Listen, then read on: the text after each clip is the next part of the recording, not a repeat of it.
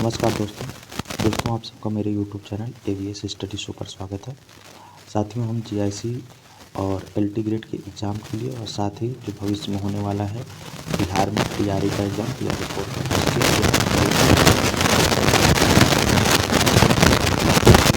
का आए हुए प्रश्नों को जो पिछली परीक्षाओं में उत्तर प्रदेश की और टीचिंग परीक्षाओं में उनको देख रहे हैं। उनमें हमने कल प्राचीन इतिहास को कंप्लीट कर लिया था। आज हम जो है कि मध्यकालीन इतिहास को देखेंगे और मध्यकालीन इतिहास में भी हम सबसे पहले दिल्ली सल्तनत और सूफी आंदोलन को आज कंप्लीट करेंगे। पहले हम साथियों जो भी प्रश्न रहेगा जिस भी सेक्शन से या जहाँ से भी है उससे संबंधित प्रश्न करेंगे, फिर उससे संबंधित इस किताब में कुछ महत्वपूर्ण तथ्य दिए गए हैं उन तथ्यों को भी कवर करेंगे। तो चलिए देर न करते हुए आज के सेशन की शुरुआत करते हैं। आप सबके सामने पहला सवाल है कि भारत पर मुस्लिम आक्रमण पहला टॉपिक है और सवाल ये है कि अलबरूनी साथ आया। विकल्प दिया है महमूद गजनी के साथ, मोहम्मद गोरी के साथ, बाबर के साथ, उपर्युक्त में से किसी के साथ नहीं। तो इसका जो सही जवाब है, आप लोग इसको एक अभ्यास के प्रश्न की तरह से ले सकते हैं। मैं प्रश्न पढ़ के उसके बाद मैं उसके आंसर को जो है कि आप सबके सामने दिखाऊंगा और फिर व्याख्या पढ़ूंगा। तो इसका आप लोग जो है कि अपने हिसाब से जवाब दीजिए। मैं जो इसका सही जवाब बताता हूँ वो ये है कि गजनी के महमूद के साथ अलबरूनी भारत आया था। इसकी व्याख्या देख लीजिए। देखिए, अलबरूनी गजनी के महमूद के साथ भारत आया था। अलबरूनी ने तहकीक-ए-हिंद की रचना अरबी भाषा में की थी। अब आप सबके सामने जो दूसरा प्रश्न है वो ये है कि कन्नौज पर महमूद गजनवी के आक्रमण के समय वहाँ का शासक कौन था। पूछ रहा है कि कन्नौज पर जब महमूद गजनवी ने आक्रमण किया तो वहाँ का शासक कौन था। विकल्प दिया है राज्यपाल, आनंदपाल, विद्याधर या त्रिलोचन पाल। तो इसका जो सही जवाब है साथियों वो है राज्यपाल। व्याख्या देख लीजिए। देखिए, 1018 ईस्वी में महमूद गजनवी ने कन्नौज पर आक्रमण किया। तो कन्नौज पर आक्रमण की तिथि भी याद रखिएगा, 1018 ईस्वी में किया था, जो उस समय भारतीय साम्राज्य की क्या थी, प्रमुख राजधानी थी कन्नौज। और उस समय जो कन्नौज पर वंश शासक कर रहा था वो था गुर्जर प्रतिहार वंश। और जिस समय महमूद गजनवी ने आक्रमण किया उस समय गुर्जर प्रतिहार वंश के शासक राज्यपाल थे, कन्नौज के शासक। चलिए, अब अगला सवाल है कि मोहम्मद बिन कासिम था तुर्क, मंगोल, अरब या तुर्क अफ़गान। तो इसका जो सही जवाब है साथियों वो मोहम्मद बिन कासिम क्या था, अरब था। देखिए, मोहम्मद बिन कासिम अरब का निवासी था। वह इराक के शासक अल हज्जाज का भतीजा और दामाद दोनों था। जिस समय उसने सिंध पर आक्रमण किया उस समय वहाँ का शासक कौन था, दाहिर था। अब क्वेश्चन नंबर 4 है कि निम्न में से कौन चंदेल शासक महमूद गजनवी से पराजित नहीं हुआ था, धंग, विद्याधर, जयशक्ति या डिंग। पूछ रहा है कि कौन सा वह चंदेल शासक था जो महमूद गजनवी से पराजित नहीं हुआ था। तो जो शासक इनमें से दिया उनमें से पराजित न होने वाला शासक था विद्याधर। इसकी व्याख्या देख लीजिए। देखिए, महमूद गजनवी का चंदेलों पर प्रथम आक्रमण 1019-20 ईस्वी में हुआ। उस समय चंदेल वंश का शासक विद्याधर था, जो अपने वंश का सर्वाधिक शक्तिशाली शासक था। मुस्लिम स्रोतों से पता चलता है कि विद्याधर एवं देखिए मुस्लिम स्रोतों से पता चलता है कि विद्याधर एवं महमूद के बीच किसी नदी के किनारे भीषण युद्ध हुआ, किंतु इसका कोई परिणाम न निकला। इस युद्ध में विद्याधर ने राजनीतिक सूझबूझ का परिचय देते हुए युद्धस्थल उपयुक्त न होने के कारण रात्रि के अंधकार में अपनी सेना को हटा लिया। महमूद गजनवी भी लौट गया। इस प्रकार विद्याधर अकेला ऐसा हिंदू शासक था जिसने मुसलमानों का सफलतापूर्वक प्रतिरोध किया। मुस्लिम लेखकों ने उसे तत्कालीन भारत का सर्वाधिक शक्तिशाली शासक भी बताया है। अब आप सबके सामने जो क्वेश्चन नंबर 5 है वो है कि महमूद गजनवी का दरबारी इतिहासकार कौन था, हसन निजामी, उत्बी, फिरदौसी या चंद्र परदाई। तो इसका सही जवाब है साथियों ऑप्शन बी, उत्बी।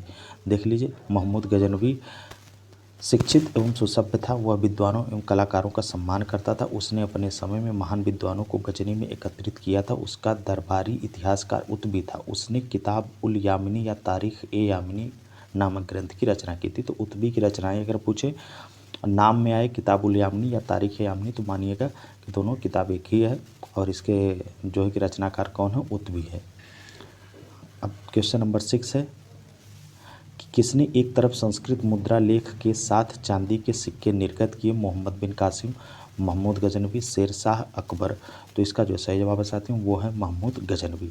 तो साथियों इतना जो है कि महमूद गजनवी से संबंधित सवाल थे। अब महमूद गजनवी से संबंधित महत्वपूर्ण तथ्यों को भी हम देख लेते हैं, या भारत पर मुस्लिम आक्रमण से संबंधित जो चैप्टर है इससे महत्वपूर्ण तथ्यों को हम लोग देख लेते हैं जो हमारी परीक्षाओं में जो है कि जहाँ से प्रश्न बनने की संभावना है, प्रबल संभावना रहती है और बने भी हैं इसके पहले भी।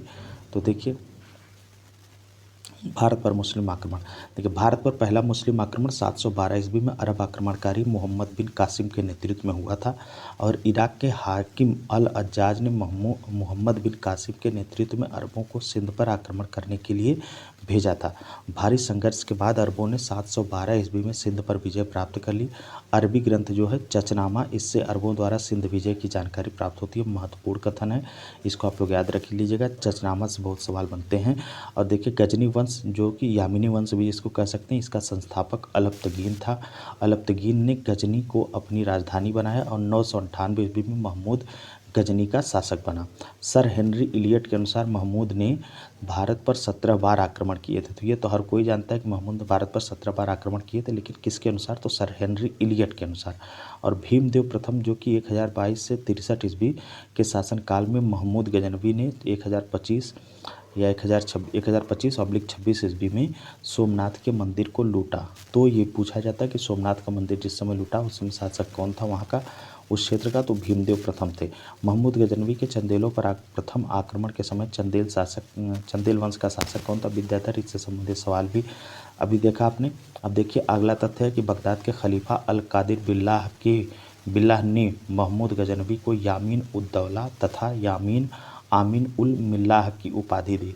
तो इसको यामीन उद्दौला या आमीर उल मिल्लाह की उपाधि किसने दी थी? वो बगदाद के खलीफा अल कादिर बिल्लाह ने। महमूद गजनवी का दरबारी इतिहासकार उतबी था, इससे भी संबंधित सवाल आपने किया। देखिए उतबी की किताब, उतबी ने किताब उल यामिनी अथवा तारीख यामिनी नामक ग्रंथ की रचना की। शाहनामा के लेखक फिरदौसी थे, इससे सवाल नहीं था तो आप लोग याद कर लीजिएगा। शाहनामा के लेखक फिरदौसी हैं। और महमूद गजनवी के दरबार का प्रसिद्ध विद्वान कवि था। शाहनामा का जो लेखक था फिरदौसी, ये महमूद गजनवी के दरबार का प्रसिद्ध विद्वान कवि था। उसे पूर्व के होमर की उपाधि दी जाती है। तो ये महत्वपूर्ण आप याद रख लीजिए। सवाल ऐसे बनेगा कि गजनवी के दरबार का प्रसिद्ध विद्वान कौन था जिसको पूर्व के होमर की उपाधि दी जाती है? तो वैसे उतबी भी इनके इतिहासकार थे, इनके दरबारी, और अलबरूनी इनके साथ आए थे। तो फिरदौसी इसमें विकल्प में रहेगा, तो फिरदौसी मानिएगा। उनको क्या कहा जाता है? फिरदौसी को पूर्व के होमर की उपाधि से नवाजा गया है। फरिश्ता या फिरिश्ता जो भी नाम आए, 1560 से 1620 ईस्वी ने तारीख ए फरिश्ता या गुलशन ए इब्राहिमी नामक किताब लिखी। फरिश्ता की किताब तारीख ए फरिश्ता बीजापुर के शासक इब्राहिम आदिल शाह द्वितीय को समर्पित है। तो फरिश्ता की किताब तो याद रखना ही है, साथ ही साथ वो किताब किसको समर्पित है, मतलब उस किताब में किसका वर्णन उसने किया है? तो बीजापुर के शासक इब्राहिम आदिल शाह द्वितीय को उसने समर्पित किया है। और महमूद गजनी के साथ प्रसिद्ध इतिहासकार अलबरूनी 11वीं सदी में भारत आया था। आपने देखा अलबरूनी की पुस्तक किताब उल हिंद ने तत्कालीन भारत की मुख्यतः सामाजिक सांस्कृतिक स्थिति की जानकारी मिलती है। तो किताब उल हिंद से भारत के सामाजिक सांस्कृतिक जानकारी मिलती है। अलबरूनी की पुस्तक है जो इससे, और पुराणों का अध्ययन करने वाला प्रथम मुसलमान भी था। प्रथम मुसलमान अलबरूनी भी था। मोस्ट इम्पॉर्टेंट कथन है, याद कर लीजिएगा। अगला जो महत्वपूर्ण कथन है, देखिए अलबरूनी का जन्म जो है वह 973 ईस्वी में हुआ था। वह खीवा प्राचीन खारिज का रहने वाला था। उसने अरबी भाषा में तहकीक ए हिंद की रचना की। तो अगर तहकीक ए हिंद की किताब के रचनाकार का नाम है तो अलबरूनी का नाम आप लोग जो है कि सही टिक करिएगा। और सर्वप्रथम एडवर्ड साची या सचाऊ ने अरबी भाषा से तहकीक ए हिंद का अनुवाद अंग्रेजी भाषा में किया। तो सर्वप्रथम किसने जो है कि तहकीक ए हिंद का अनुवाद अंग्रेजी भाषा में किया? एडवर्ड साची या सचाऊ जो भी उनका नाम है। और यह अरबी भाषा में लिखी गई किताब है तहकीक ए हिंद। तहकीक ए हिंद का अनुवाद हिंदी में किसने किया? रजनीकांत शर्मा के द्वारा किया गया है। और संस्कृत मुद्रा लेख के साथ चांदी के सिक्के महमूद गजनवी ने जारी किए थे। संस्कृत के साथ जो है कि चांदी के सिक्के, संस्कृत मुद्रा लेख के साथ चांदी के सिक्के महमूद गजनवी ने जारी किए थे। उसके चांदी के सिक्कों के दोनों तरफ 2 अलग अलग भाषाओं में मुद्रा लेख अंकित थे। महमूद गजनवी द्वारा जारी चांदी के सिक्के के ऊपरी भाग पर अंकित मुद्रालेख अरबी भाषा में तथा सिक्के की दूसरी तरफ अंकित लेख संस्कृत भाषा में था। शिहाबुद्दीन मुहम्मद गोरी का प्रथम आक्रमण 1175 ईस्वी में मुल्तान पर हुआ था और 1178 ईस्वी में मोहम्मद गोरी ने गुजरात पर आक्रमण किया। तो मोहम्मद गोरी का प्रथम आक्रमण जो है वह 1175 ईस्वी में मुल्तान पर हुआ था, लेकिन मोहम्मद गोरी ने गुजरात पर जब आक्रमण किया तो वह समय था 1178 ईस्वी। और 1191 ईस्वी में पृथ्वीराज तृतीय और गोरी के मध्य तराइन का प्रथम युद्ध हुआ। बहुत बार पूछा जाता है और ये मैक्सिमम बहुत लोगों को याद भी रहता है, लेकिन अगर सिली मिस्टेक हो जाए तो याद रखिएगा कि 1191 ईस्वी में पृथ्वीराज तृतीय थे। वो पृथ्वीराज तो थे, अक्सर ये नाम लोगों को याद रहता है पृथ्वीराज चौहान, लेकिन वो तृतीय चौहान थे, पृथ्वीराज चौहान तृतीय। और गोरी के मध्य जो है कि तराइन का प्रथम युद्ध हुआ और 1192 ईस्वी में तराइन के द्वितीय युद्ध में मोहम्मद गोरी द्वारा पृथ्वीराज तृतीय की पराजय हुई। प्रथम युद्ध में उनकी पराजय नहीं हुई थी, द्वितीय युद्ध में पराजय हुई थी, जो कि 1192 ईस्वी में तराइन में ही वो भी हुआ था। और 1194 ईस्वी में चंदावर के युद्ध में मोहम्मद गोरी ने कन्नौज के गढ़वाल राजा जयचंद्र को पराजित किया। तो 1191 में तो वो हारा था पृथ्वीराज तृतीय से, लेकिन 1192 में पृथ्वीराज तृतीय को उसने हराया। और 1194 ईस्वी में चंदावर के युद्ध में, इन युद्धों का क्रम भी लगाने को आता तो आप सन भी याद रखिएगा। 1194 ईस्वी में चंदावर का युद्ध हुआ था और उसमें कन्नौज के गढ़वाल राजा जयचंद्र को पराजित किया था मोहम्मद गोरी ने। चंदावर वर्तमान उत्तर प्रदेश के फिरोजाबाद जिले में यमुना नदी के तट पर है। मोहम्मद गोरी के सिक्कों पर एक तरफ देवी लक्ष्मी की आकृति बनी हुई है। गोरी की विजयों के बाद उत्तर भारत में एकता प्रथा स्थापित हो गई। 1192 ईस्वी में तराइन के द्वितीय युद्ध में कुतुबुद्दीन ने एक महत्वपूर्ण भूमिका निभाई। तो गोरी की विजय के बाद जो है कि एकता प्रथा भारत में स्थापित हुई। तो ये भी पूछा जाता है कि भारत में एकता प्रथा का जन्मदाता कौन है, तो मोहम्मद गोरी है। और इख्तियारुद्दीन मोहम्मद बिन बख्तियार खिलजी ने बिहार की विजय की थी। इख्तियारुद्दीन मोहम्मद बिन बख्तियार खिलजी ने नालंदा एवं विक्रमशिला को तहस नहस कर डाला।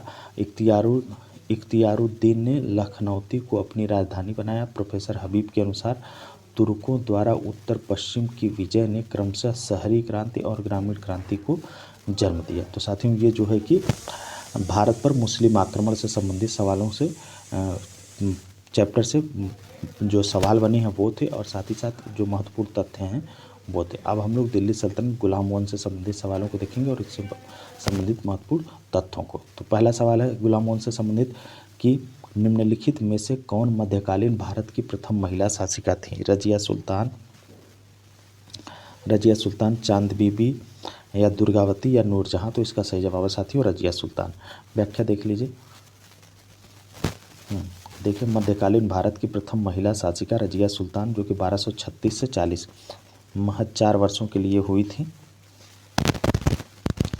और व्यक्तिगत दृष्टि से उसने भारत में पहली बार स्त्री के संबंध में इस्लाम की परंपराओं का उल्लंघन किया, और राजनीतिक दृष्टि से उसने राज्य की शक्ति को सरदारों अथवा सूबेदारों में विभाजित करने के स्थान पर सुल्तान के हाथों में केंद्रित करने पर बल दिया, तथा इस प्रकार उसने इल्तुतमिश के संपूर्ण प्रभुत्व संपन्न राजतंत्र के सिद्धांत का समर्थन किया, जो उस समय की परिस्थितियों में तुर्की राज्य के हित में था। अब क्वेश्चन नंबर 2 है, निम्नलिखित में से कौन रक्त और लौह की नीति में विश्वास करता था? ऐबक, बलबन, रजिया, इल्तुतमिश? तो इसका सही जवाब है साथ में बलबन। व्याख्या देख लीजिए। गयासुद्दीन बलबन रक्त और लौह की नीति में विश्वास करता था। गयासुद्दीन बलबन गुलाम वंश का सुल्तान था और बलबन को ख्वाजा जमालुद्दीन बसरी नाम का एक व्यक्ति खरीद कर दिल्ली लाया था। तो ये भी पूछा गया है, बीपीएससी के एग्जाम में पूछा गया था एक बार कि बलबन को किसने खरीदा था।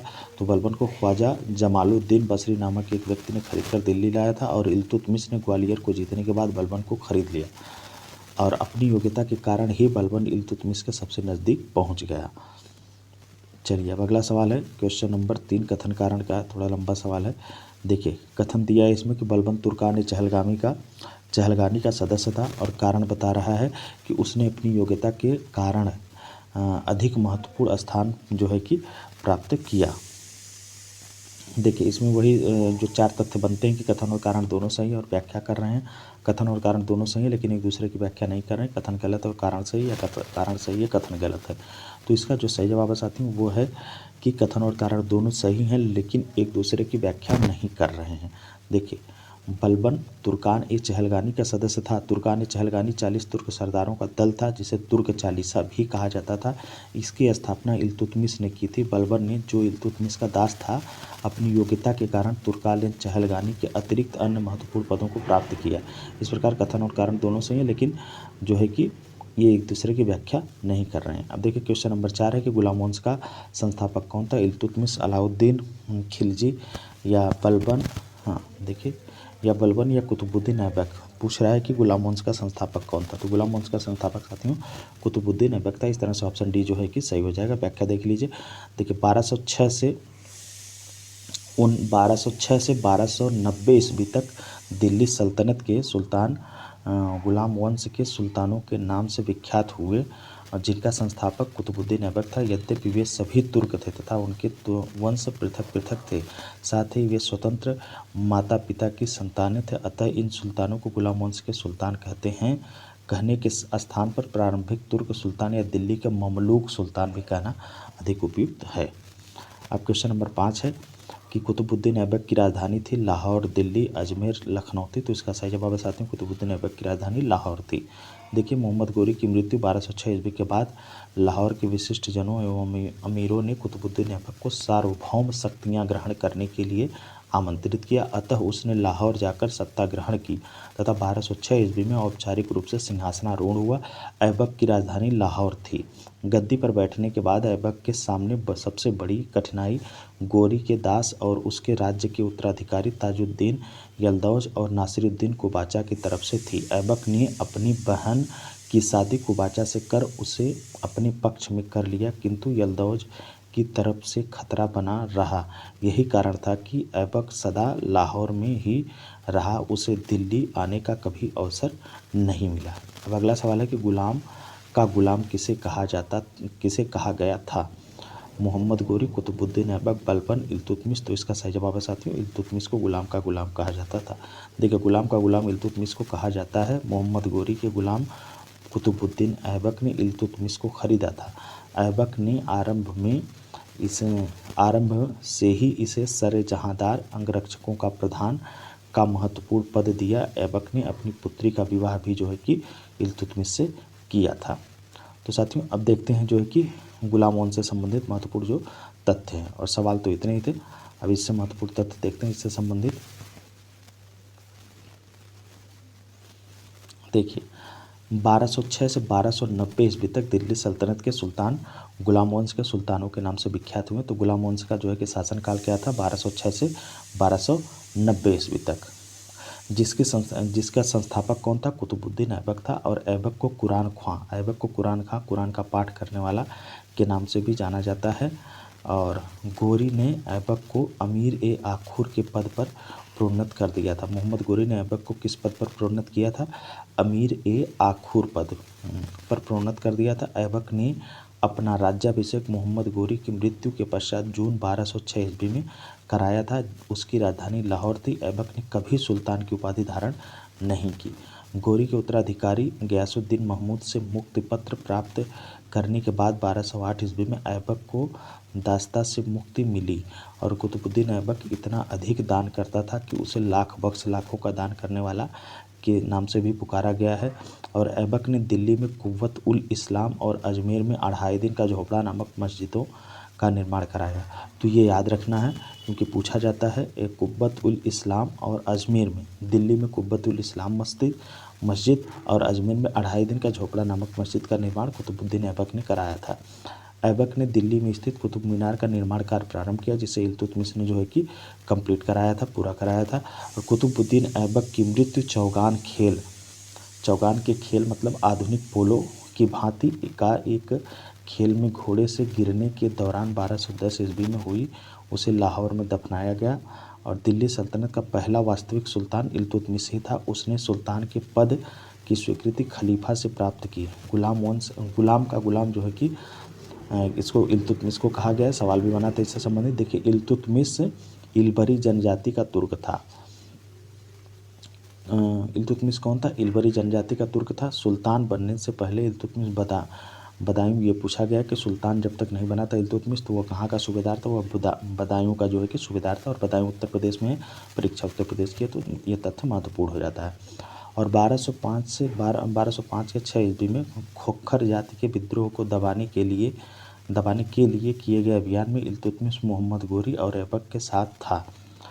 गोरी ने इल्तुतमिश को दास्ता से मुक्त करने का आदेश दिया था। मंगोल नेता चंगेज खां भारत की उत्तर पश्चिम सीमा पर इल्तुतमिश के शासनकाल में आया था। मंगोल नेता चंगेज खां जो था वो भारत की उत्तर पश्चिम सीमा पर इल्तुतमिश के ही शासनकाल में आया था, और इल्तुतमिश ने बिहार शरीफ एवं बाढ़ पर अधिकार कर हिसामुद्दीन ऐवाज को पराजित किया। ऐवाज ने इल्तुतमिश की अधीनता स्वीकार कर ली थी। हाँ, तो देखिए ऐवाज ने इल्तुतमिश की अधीनता स्वीकार कर ली थी, और इल्तुतमिश ने ऐवाज के स्थान पर मलिक जानी को बिहार का सूबेदार नियुक्त किया। इल्तुतमिश ने ही भारत में सल्तनत काल में सर्वप्रथम शुद्ध अरबी सिक्के चलाए थे। तो ये भी पूछा जाता है कि इल्तुतमिश कि भारत में सल्तनत काल में सर्वप्रथम शुद्ध अरबी सिक्के किसने चलाए थे, तो वो इल्तुतमिश ने ही चलाया था। सल्तनत युग के 2 महत्वपूर्ण सिक्के, चांदी का टंका जो कि 175 ग्रेन का था, और तांबे का जीतल इल्तुतमिश ने आरंभ किया था। तो ये बहुत बार पूछा जाता है कि टंका जो था वो उसके लिए वो जो है कि किस धातु का बना हुआ था, और जीतल जो था वो किस धातु का बना हुआ था। या ऐसे पूछा जाता है कि चांदी का जो सिक्का था जिसे सल्तनत युग में जारी किया गया था वो उसको क्या कहते थे, और जो तांबे का जो सिक्का था उसको क्या कहते थे। तो चांदी के सिक्के को टंका और तांबे का जो है कि जीतल। ठीक है, चलिए अब अगला जो कथन है वो ये है कि सिक्कों पर टकसाल का नाम लिखवाने की परंपरा भी इल्तुतमिश ने शुरू की थी। ये सब बहुत ही महत्वपूर्ण तथ्य हैं।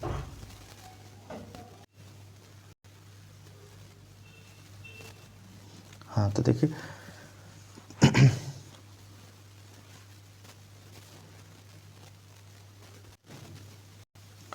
तो देखिए सिक्कों पर टकसाल का नाम लिखवाने की परंपरा इल्तुतमिश ने शुरू की, और 1229 ईस्वी में इल्तुतमिश को बगदाद के खलीफा से खिलअत का प्रमाण पत्र प्राप्त हुआ। तो ये भी पूछा जाता है कि इल्तुतमिश को बगदाद के खलीफा से खिलअत का प्रमाण कब प्राप्त हुआ था, तो 1229 ईस्वी में।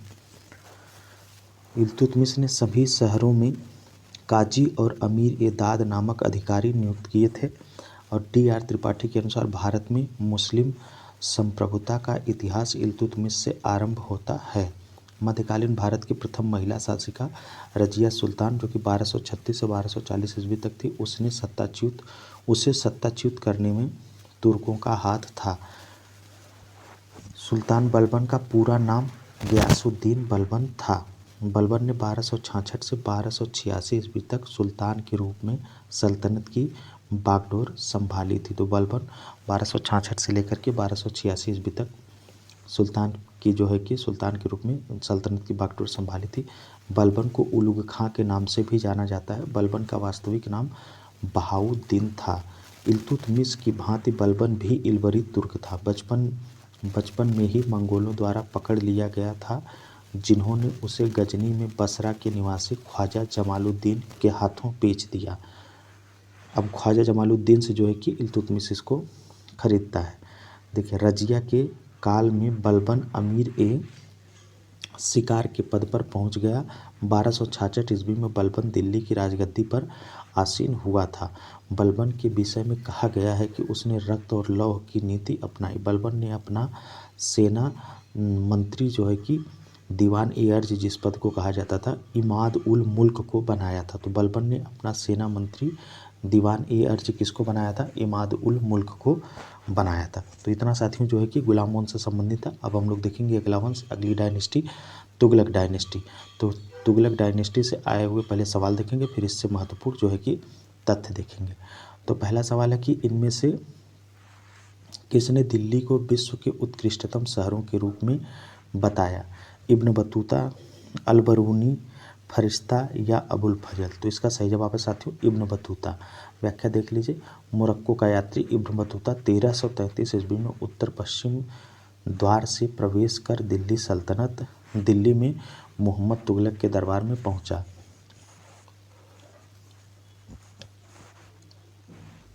सुल्तान सुल्तान मोहम्मद तुगलक ने उसे दिल्ली का काजी नियुक्त किया। उसने अपने यात्रा वृत्तांत रेहला, तो ये पूछा जाता है किसका यात्रा वृत्तांत है रेहला, तो इब्न बतूता का। रेहला में दिल्ली के विषय में उल्लेख किया है। वह दिल्ली को बृहद व भव्य शहर बतलाता है। यह हिंदुस्तान ही नहीं बल्कि एशिया के सभी मुस्लिम राज्यों में सबसे बड़ा उत्कृष्ट शहर है। इसको मतलब कि दिल्ली को ऐसा कहता है कौन, वो इब्न बतूता। देखिए अगला सवाल है कि निम्नलिखित में से दिल्ली के किस सुल्तान ने अमानवीय दंड देना बंद कर दिया था? रजिया सुल्तान, नासिरुद्दीन महमूद शाह, फिरोज शाह तुगलक या बहलोल लोदी। तो इसका सही जवाब है साथियों फिरोज शाह तुगलक। देखिए दिल्ली सल्तनत के सुल्तान फिरोज शाह तुगलक ने अमानवीय दंड देना बंद कर दिया था। फिरोज शाह तुगलक 1351 से 1388 ईस्वी तक शासक था। मोहम्मद तुगलक के बाद दिल्ली की गद्दी पर बैठा था। उसने जन कल्याण में अनेक कार्य किए। दंड संहिता में संशोधन अर्थात उसे मानवीय बनाना और बेरोजगारों के लिए दफ्तर ए रोजगार नामक विभाग की स्थापना करना और जनहित में कुओं, नहरों, बांधों का निर्माण कराना। फिरोजाबाद, हिसार, जौनपुर और फतेहाबाद आदि शहरों की स्थापना इसने की थी। फिरोज शाह तुगलक ने, तो फिरोज शाह तुगलक का बहुत महत्वपूर्ण योगदान था और इससे संबंधित सवाल भी बहुत आते हैं क्योंकि इसने बेरोजगारों के लिए दफ्तर रोजगार और जनहित में कुओं, नहरों, बांधों का निर्माण कराया था और फिरोजाबाद, हिसार और जौनपुर तथा फतेहाबाद आदि शहरों की स्थापना भी इसने की थी। अब अगला सवाल है कि मध्यकाल में उत्तर प्रदेश के किस जनपद को शिक्षा का केंद्र होने के कारण सिराजे हिंद कहा जाता था? तो यह साथियों जौनपुर को कहा जाता था शिक्षा का महत्वपूर्ण केंद्र होने के कारण। अब देख लीजिए इसकी व्याख्या कि मध्यकाल में उत्तर प्रदेश का जौनपुर जनपद शिक्षा का केंद्र होने के कारण सिराजे हिंद कहा जाता था। जौनपुर शहर की स्थापना 14वीं शताब्दी में फिरोज शाह तुगलक ने अपने चचेरे भाई मोहम्मद बिन तुगलक की याद में की थी। तो जौनपुर शहर की स्थापना किसने की थी?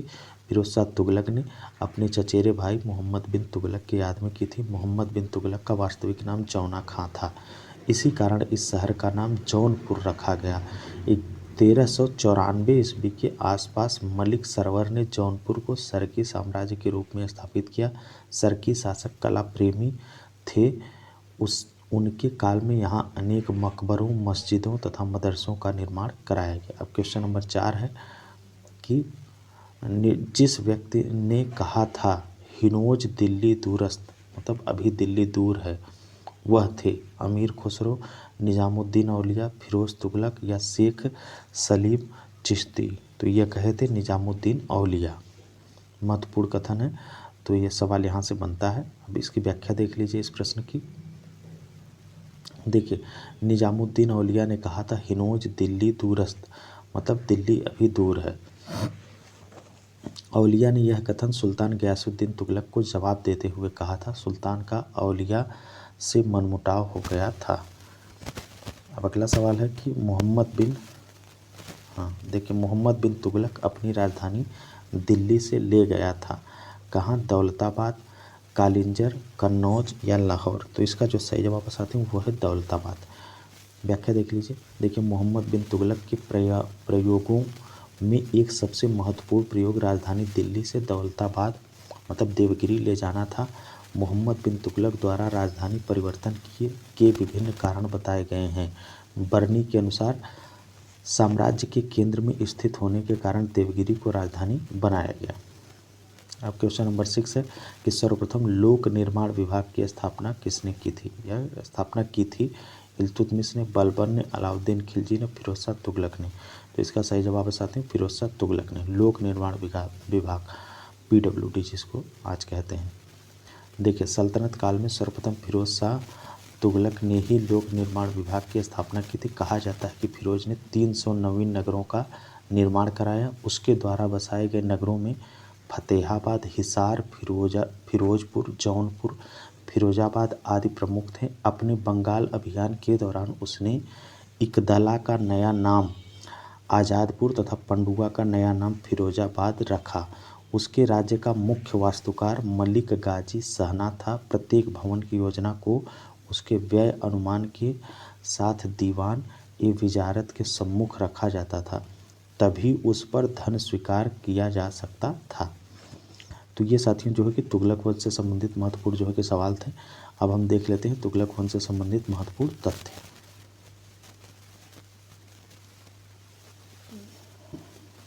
हाँ देख लीजिए, देखिए गयासुद्दीन तुगलक या गाजी मलिक तुगलक ने तुगलक वंश की स्थापना की थी। गयासुद्दीन तुगलक को मुल्तान का दीपालपुर का गवर्नर नियुक्त किया गया था। खुसरो शाह को समाप्त करके गयासुद्दीन तुगलक ने दिल्ली के सिंहासन पर अधिकार कर लिया। गयासुद्दीन तुगलक के समय में लगान किस्तों से पहले की तरह पैदावार का 1/5 से 1/3 भाग वसूल किया जाने लगा। गयासुद्दीन तुगलक के समय नस्ल एवं बटाई पृथक की प्रथा जो है कि प्रचलन में रही।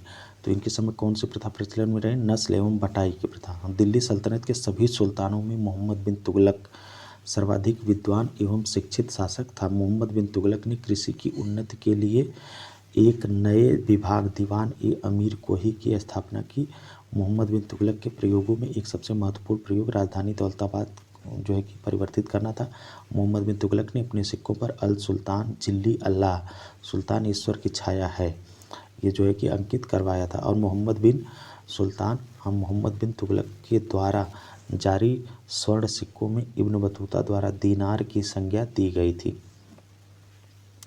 मोहम्मद बिन तुगलक के द्वारा जारी स्वर्ण सिक्कों को दीनार की संज्ञा किसके द्वारा दी गई थी? इब्न बतूता के द्वारा। बर्नी जो कि बर्नी मोहम्मद बिन तुगलक की 5 मुख्य योजनाओं का विशेष रूप से उल्लेख करता है। और इब्न बतूता मोरक्को का मूल अफ्रीकी यात्री था। इब्न बतूता मोहम्मद बिन तुगलक के कार्यकाल में भारत आया था। किसके कार्यकाल में भारत आया था? मोहम्मद बिन तुगलक के कार्यकाल में आया था। मोहम्मद बिन तुगलक ने इब्न बतूता को दिल्ली का काजी भी नियुक्त किया था। और 1342 ईस्वी में इब्न बतूता को सुल्तान का राजदूत बनाकर चीन भेजा गया था। और इब्न बतूता ने किताब उल रेहला नामक अपनी पुस्तक में अपनी यात्रा का विवरण प्रस्तुत किया है। सल्तनत काल में डाक व्यवस्था का विस्तृत विवरण हमें इब्न बतूता की यात्रा वृत्तांत के द्वारा जो है कि प्राप्त होता है। तो सल्तनत काल में डाक व्यवस्था का विस्तृत विवरण कहाँ से हमको मिलता है? इब्न बतूता के यात्रा वृत्तांत मतलब रेहला से। और दिल्ली के सुल्तानों में मोहम्मद बिन तुगलक प्रथम सुल्तान था जो हिंदुओं के त्योहारों मुख्यतः होली में भाग लेता था। तो दिल्ली सुल्तानों में पहला सुल्तान कौन था? मोहम्मद बिन तुगलक, जो हिंदुओं के त्यौहार होली में जो है कि पार्टिसिपेट करता था। मोहम्मद बिन तुगलक ने गैर तुर्कों और भारतीय मुसलमानों को भी सरकारी पदों पर नियुक्त किया था। 22 मार्च 1351 ईस्वी को मोहम्मद बिन तुगलक की मृत्यु हो गई। कब हुई? 22 मार्च 1351 ईस्वी को। मोहम्मद बिन तुगलक के निधन पर बदायूनी ने लिखा है, सुल्तान को उसकी प्रजा से और प्रजा को अपने सुल्तान से मुक्ति मिल गई। फिरोज शाह तुगलक ने एक विभाग दीवान ए खैरात स्थापित किया था। दीवान ए खैरात विभाग गरीब मुसलमानों, अनाथ स्त्रियों एवं विधवाओं को आर्थिक सहायता देता था। राज्य के खर्च पर हज की व्यवस्था करने वाला पहला भारतीय शासक फिरोज शाह तुगलक था। फिरोज शाह तुगलक ने दारुल सफा नामक खैराती अस्पताल की भी स्थापना की थी। फिरोज शाह तुगलक को दासों का बहुत शौक था। दासों की देखभाल के लिए एक पृथक विभाग दीवान ए बंदगान का भी इसने गठन किया था। तो साथियों इसने कई नए विभागों का गठन किया था। जैसे आपने अभी देखा कि यहाँ पर दारुल सफ़ा का भी इसने स्थापना की, जिसमें जो है कि एक खैराती अस्पताल था, मतलब फ्री में दवाएं मिलती थी और राज्य के खर्च पर। और इसके अलावा देखिए दीवान ए खैरात विभाग की भी स्थापना इसने की थी। देखिए सल्तनत काल में सर्वप्रथम फिरोज शाह तुगलक ने ही जो है कि लोक निर्माण विभाग की भी स्थापना की थी। और फिरोज शाह तुगलक के द्वारा बसाए गए नगरों में फतेहाबाद, हिसार, देखिए फिरोज शाह तुगलक के द्वारा बसाए गए नगरों में फतेहाबाद, हिसार, फिरोजपुर, जौनपुर, फिरोजाबाद आदि प्रमुख थे।